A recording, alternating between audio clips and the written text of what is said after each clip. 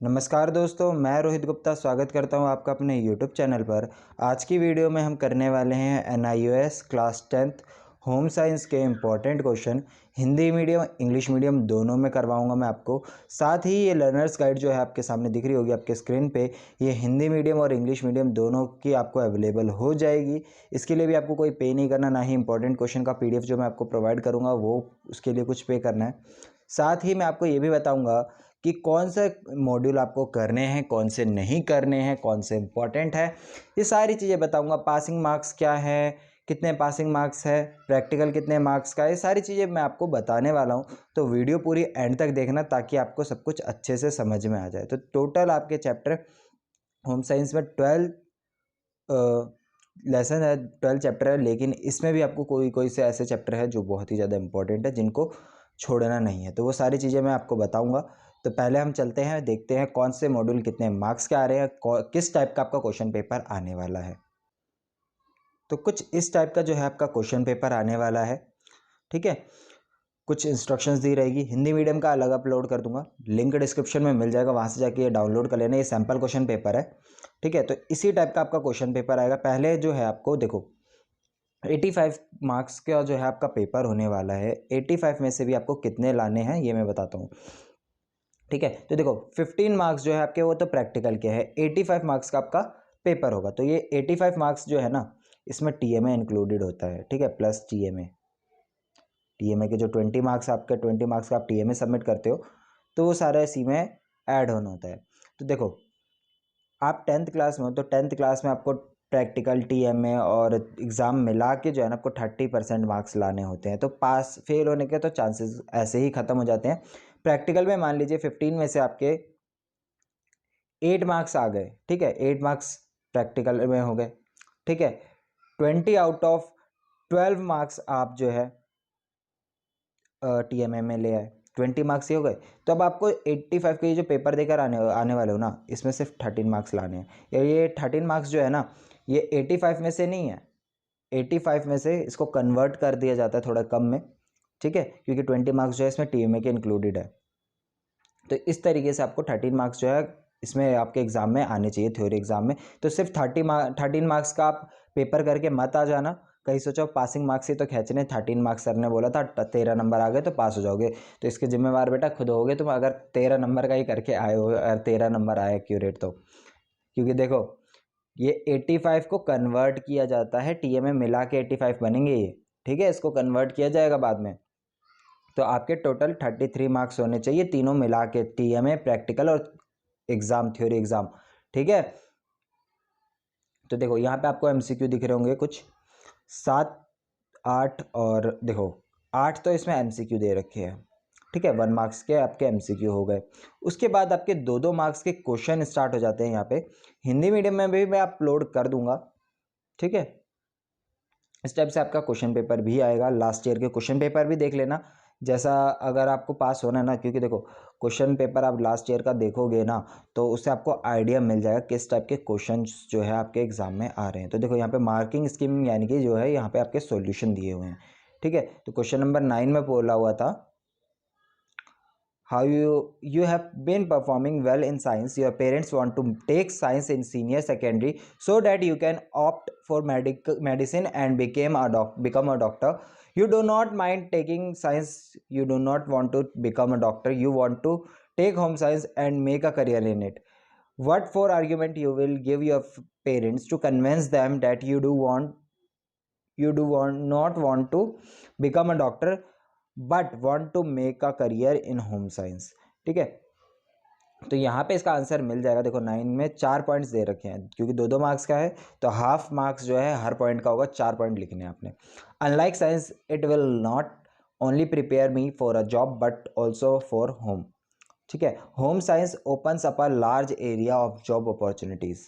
It will offer me both the opportunity to take up a job and also to be an entrepreneur, कि एक entrepreneur भी बन सकते हो और जॉब करना चाहो तो जॉब भी कर सकते हो। My liking is not to be a doctor but to choose a career in home science and also use this knowledge at home for better living. ठीक है, तो ये इस टाइप से आप लिख सकते हो। तो इस टाइप से आपके सारे आंसर आपको मिल जाएंगे। तो टाइम ज़्यादा मैं वेस्ट नहीं करना चाहता कि फालतू में अब इसी को बताता रहूँ और आपका टाइम ख़राब हो। इन सारे आंसर को पढ़ लीजिएगा। अगर आपको किसी भी क्वेश्चन के आंसर में डाउट हो, समझना हो, तो मेरे व्हाट्सअप नंबर पे आप मैसेज कर सकते हो। व्हाट्सअप नंबर का लिंक व्हाट्सअप नंबर आपको डिस्क्रिप्शन में मिल जाएगा। और हमारा व्हाट्सअप ग्रुप ज्वाइन करना चाहते हो तो उसका लिंक भी आपको डिस्क्रिप्शन में मिल जाएगा, जहाँ पे आप कोई भी डाउट, कुछ भी चीज़ें जो है आप पूछ सकते हो। मैं हमेशा अवेलेबल नहीं रहता, कभी कभी अनअवेलेबल रहता, तो उस टाइम पे अगर किसी स्टूडेंट को पता होगा तो वो आपको गाइड कर दिया करते हैं। ठीक है, तो अब चलते हैं कि कौन सा मॉड्यूल जो है कितने मार्क्स का आ रहा है वो जानते हैं। तो यहाँ पे होम साइंस का क्यूरिकुलम आ गया। ठीक है, तो देखो इसमें आपको पहले देख लेते हैं कि कौन से मॉड्यूल में आपको क्या पढ़ना है। तो देखो मॉड्यूल 1 जो है व्हाट इज़ होम साइंस, तो उसमें आपको दो ही चीज़ पढ़नी है, importance of home science and scope of home science. एक ही मॉड्यूल है और एक ही मतलब इसमें चैप्टर भी है। ठीक है, उसके बाद नेक्स्ट मॉड्यूल आ जाता है हमारा the food that we eat. इसमें जो सेकंड चैप्टर है मतलब फूड एंड इट्स न्यूट्रिएंट, इसमें आपको क्या क्या चीज़ें पढ़नी है ये बता दिया। देखो आपको पढ़ना है functions of food, nutrients, sources and function, deficiency, disease. ठीक है, ये आपको इसमें से पढ़ना है। उसके बाद थर्ड चैप्टर में से आपको जो चीज़ पढ़नी है वो इसमें बता रखी है, तो इनके अलावा आपको और कुछ नहीं पढ़ना। ठीक है, इसका लिंक भी मैं आपको डाल दूंगा। ये पूरा सिलेबस आपको ऐसे ही कवर करना है। 17 को आपको एग्ज़ाम है, तो आपको ये सारी चीज़ें कवर करनी पड़ेगी। नेक्स्ट चैप्टर हमारा प्रिजर्वेशन ऑफ फूड, तो इसमें आपको method of preserving food at home और hygienic handling of food in a clean kitchen, ये वाला करना है। ये दो टॉपिक्स इसमें कवर करने हैं। ठीक है, तो जैसे जैसे इसमें बता रखे हैं बस आपको वही वही चीज़ें आपको कवर करनी है। ठीक है, अब बात करते हैं कौन सा मॉड्यूल कितने नंबर का है और कितने चैप्टर है उसमें, ये भी देख लेते हैं। तो आगे ये हमारे सामने। ठीक है, तो देखो सबसे पहले जो हमें दे रखा है व्हाट इज़ होम साइंस। ठीक है, इसमें 2 मार्क्स का एक क्वेश्चन नहीं आएगा, या फिर हम 2 एमसीक्यू मान लेते हैं। ठीक है, क्योंकि ये 2 मार्क्स का ही है। इसके बाद नेक्स्ट जो आता है हमारा the food that we eat, ये वाला मॉड्यूल हमारा 12 मार्क्स का आएगा। और हेल्थ एंड एनवायरनमेंट, ये भी हमारा 12 मार्क्स का आएगा। तो देखते हैं इनमें कितने कितने चैप्टर है। ठीक है,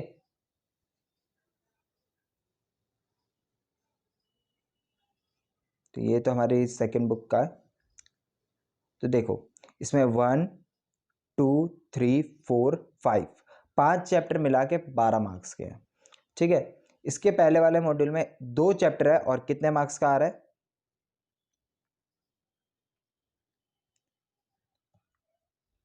होम मेंटेनेंस 10 मार्क्स का आ रहा है और इसमें सिर्फ 2 ही चैप्टर है। देखिए यहाँ पे अभी हमने देखा था होम मेंटेनेंस 2 ही चैप्टर है, housing and house hold equipment. तो देखो आपको एक तो मोड 4th यूनिट जो है वो करना है। ठीक है, आपको जो करना है वो क्या है, 4th यूनिट बोल लो, जिसमें 2 ही चैप्टर है। दोनों चैप्टर के नाम मैंने बता दिए हैं। उन दोनों चैप्टर को करना है, क्यों, क्योंकि उसमें वो 10 मार्क्स का आ रहा है।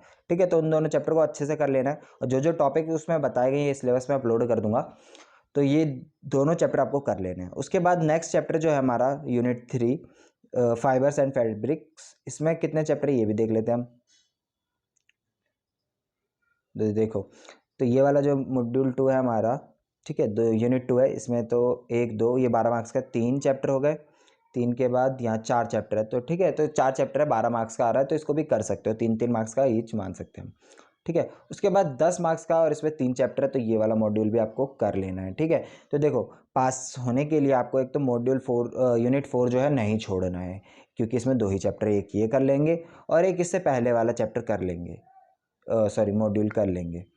ठीक है, तो ये 2 करने के बाद आगे बढ़ते हैं। अब बुक 2 आ जाती है हमारी, तो बुक 2 में से आपको कौन कौन से करने हैं वो भी देख लेते हैं।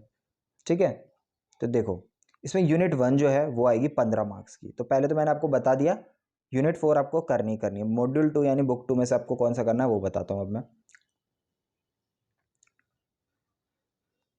तो यहाँ पे देखो माय फैमिली में आपके कितने चैप्टर है, 15 मार्क्स का है ये शायद से।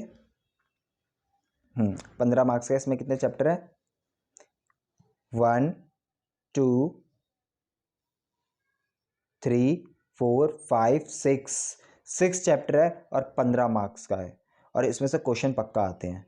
ठीक है, तो जो चैप्टर भी मैं बताऊंगा ना आप उनको पक्का करना। ठीक है, तो वैसे तो ज़्यादा कुछ है नहीं इसमें भी, जो जो चीज़ें बताई हुई है वो चीज़ें आपको वही टॉपिक करने हैं इनमें से। ठीक है, बड़े बड़े चीज़ें नहीं करनी, मतलब कि सारा पूरा का पूरा कवर कर लिया। जो टॉपिक्स इसमें बताए गए हैं ना खाली वही कवर करिएगा, आपके लिए हेल्पफुल रहेंगे। ठीक है, एक तो आपको ये वाला chapter caring for the family ये तो पक्का करना है। डेवलपिंग ड्यूरिंग एडोलसेंस ये वाला करना है। ठीक है, उसके बाद प्रेगनेंसी वाला और माय फैमिली ये दो चैप्टर और कर लेना आपको, ये बीच के दोनों चैप्टर छोड़ सकते हो। कंसेप्ट ऑफ डेवलपमेंट इसमें दो ही है वैसे तो, हेरिडिटी एंड एनवायरनमेंट ये टॉपिक आप पढ़ लेना, इसमें डिफरेंस आ सकता है हेरिडिटी एंड डिफरेंस एनवायरनमेंट में क्या डिफरेंस होता है। ठीक है, नेक्स्ट है development during infancy and childhood. देखो ये सार मैं तो कहूँगा पूरा मॉड्यूल ही कर लेना, ज़्यादा अच्छा रहेगा आपके लिए।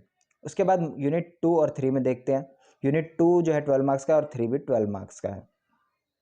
यूनिट 3 में आपका 1 2 3 4 चैप्टर है, ये 12 मार्क्स का, ये भी कर सकते हो। और इसमें 1 2 3 4 5, तो ये वाला इसमें सेकंड बुक का मॉड्यूल 2 छोड़ देना। तो अब मैं आपको यहाँ पे बता रहा हूँ कौन कौन से मॉड्यूल आपको करने हैं।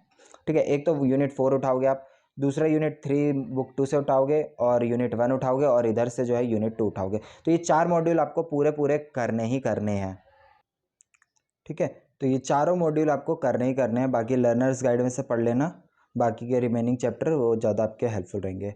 अब स्टार्ट करते हैं हम इंपॉर्टेंट क्वेश्चन। मैंने बता दिया आपको, अभी तक मैंने जो जो चीज़ आपको बताई हैं। ठीक है, क्वेश्चन पेपर प्रीवियस ईयर का क्वेश्चन पेपर का लिंक भी मैं डिस्क्रिप्शन में डाल दूंगा। देखो ये सिलेबस हो गया, सिलेबस भी आपको डिस्क्रिप्शन में मिल जाएगा, सैम्पल पेपर भी आपको डिस्क्रिप्शन में मिल जाएगा, लर्नर्स गाइड का लिंक भी आपको डिस्क्रिप्शन में मिल जाएगा, व्हाट्सएप ग्रुप का लिंक भी आपको डिस्क्रिप्शन में मिल जाएगा, इंपॉर्टेंट क्वेश्चन का लिंक भी आपको डिस्क्रिप्शन में मिल जाएगा। तो ये सारी की सारी चीज़ें आपको बिल्कुल फ्री ऑफ कॉस्ट अवेलेबल होगी हमारे चैनल पर। तो चैनल को प्लीज़ सब्सक्राइब कर देना और अपने दोस्तों के साथ भी शेयर कर देना।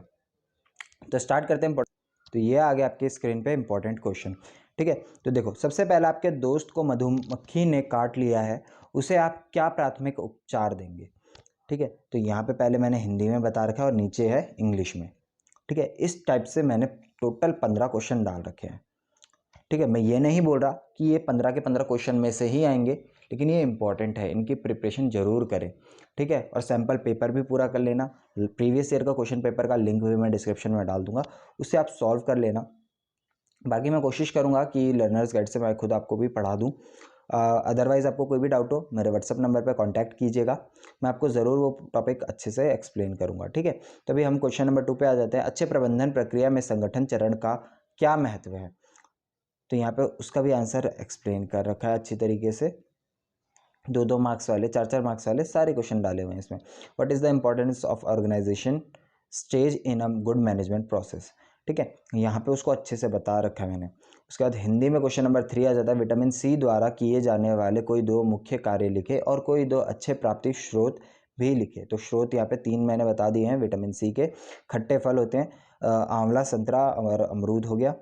और विटामिन सी के कार्य क्या है, दांतों को स्वस्थ रखना, रोगों से लड़ने की क्षमता प्रदान करना।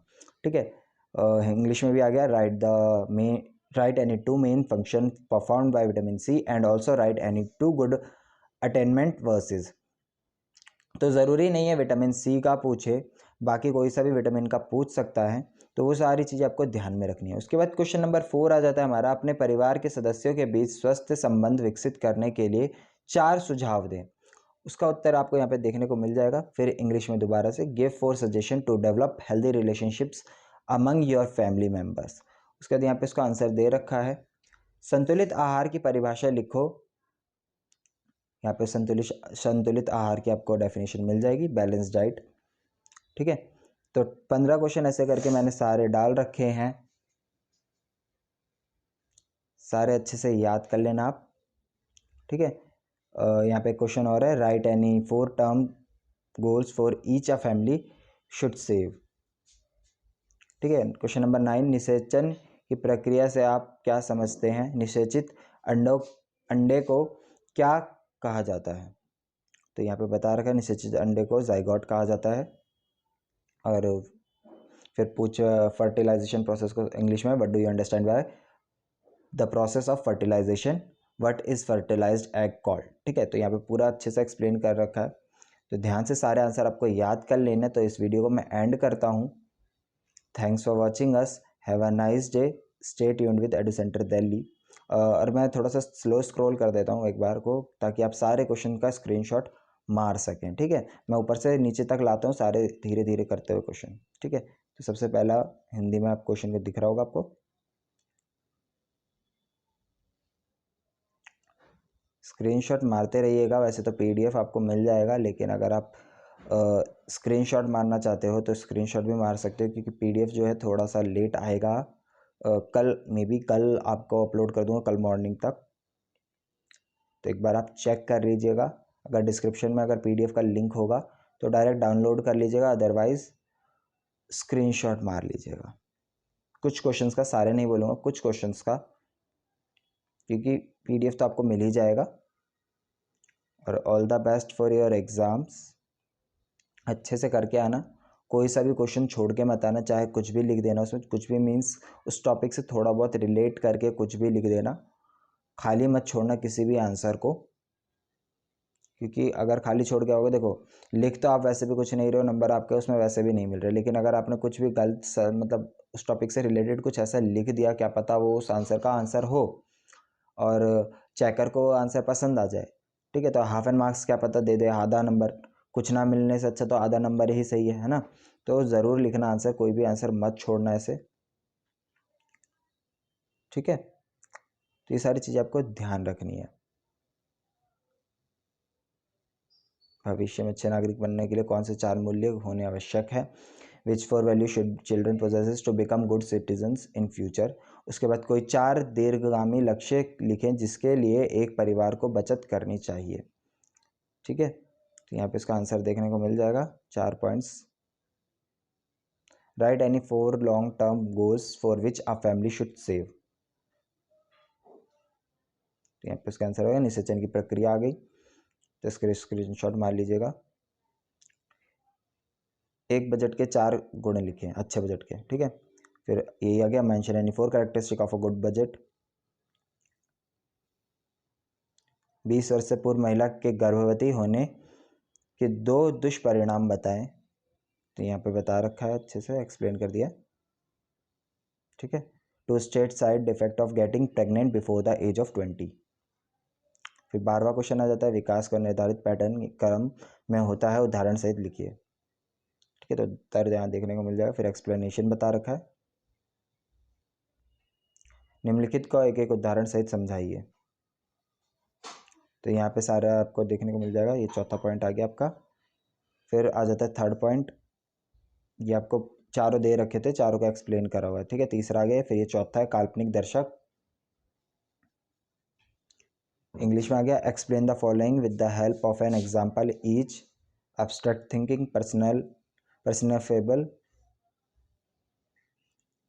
Idealism, imaginary audience. ठीक है, नेक्स्ट आ जाता है, निम्नलिखित परिसज्जाओं को संक्षिप्त में समझाएं, इन्हें करने का उद्देश्य क्या है। ठीक है, मर्सरीकरण, पार्चमेंटीकरण, मंजाई, कैलेंडीकरण, कपड़े के रूप में निखार आता है। Briefly explain the following finishes word in their aim. ठीक है, तो लास्ट क्वेश्चन भी आ जाता है यहाँ पे, और इसी के साथ सारे आंसर खत्म होते हैं। Thanks for watching us, have a nice day.